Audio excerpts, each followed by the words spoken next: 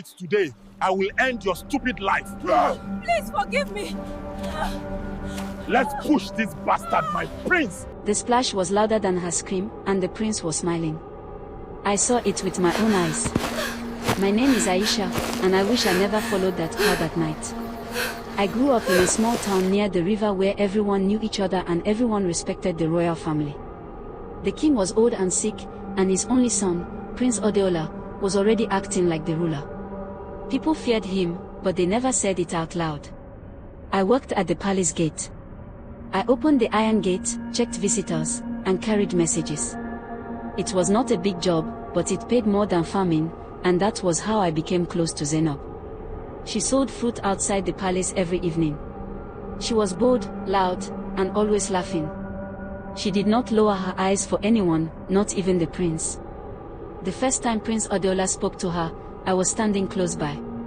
He asked how much her fruit cost. She looked at him and said, "For you? Double." The guards laughed, but the prince did not.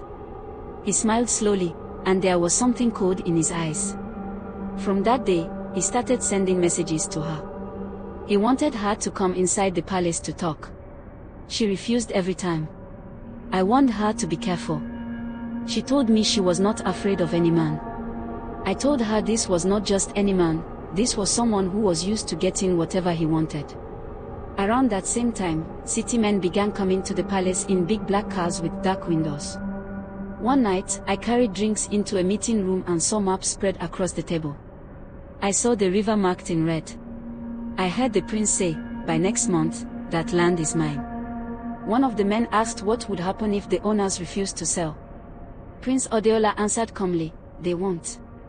Zainab's father owned land near that river, good land, important land, and after the meeting I felt a heavy fear in my chest.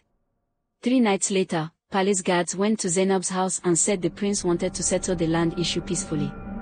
She refused again. That same night, close to midnight, I heard shouting near the palace gate. When I ran outside, I saw 2 guards dragging her toward a black SUV. She was fighting them. She saw me and shouted my name. I tried to run to her, but one guard pushed me back. Prince Odeola stepped forward and said she was fine and that they only wanted to talk.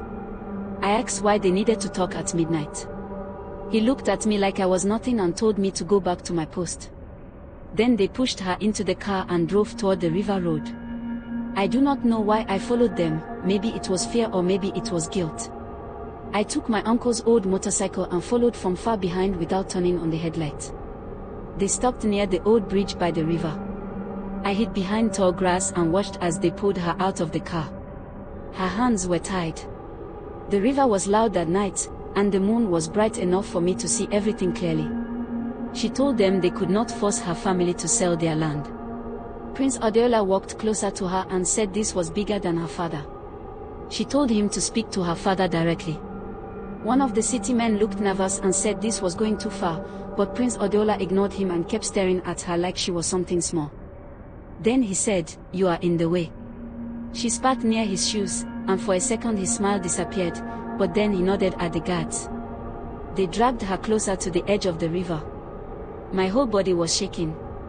I wanted to run out and help her, but I knew if they saw me I would not leave that place alive. Suddenly she shouted my name into the darkness. She knew I was there. She told me not to come out.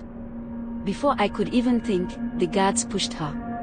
The splash was heavy and loud, and the river swallowed her almost immediately.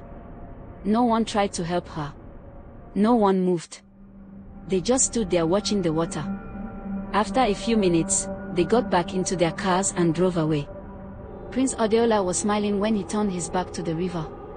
I waited until the sound of the engines was gone, then I ran to the water and screamed her name again and again, but the current was too strong.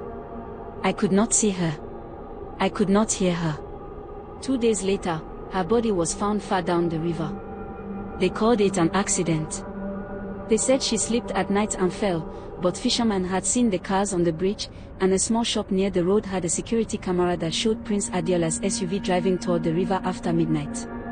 When the police from the state came, at first nothing happened because the palace tried to silence everything, but one of the city men became afraid and told the truth about the land deal and the threats. Prince Odeola was arrested. He denied everything. He said she fell. He said people were lying, but the camera did not lie, and the unsigned land papers were found in his car. The king died weeks later. Some people said it was sickness. Some said it was shame. I left my job at the palace because I could not stand at that gate anymore. Sometimes I still go to the river and stand at the same spot where they pushed her. The water still moves the same way, cold and fast, and when it hits the rocks just right, it sounds like that splash. What scares me is not the river or the dark. It is the way he smiled that night, calm and relaxed, like he had only removed a small problem, not a person, not my best friend, just a problem, and that smile still follows me every time I close my eyes.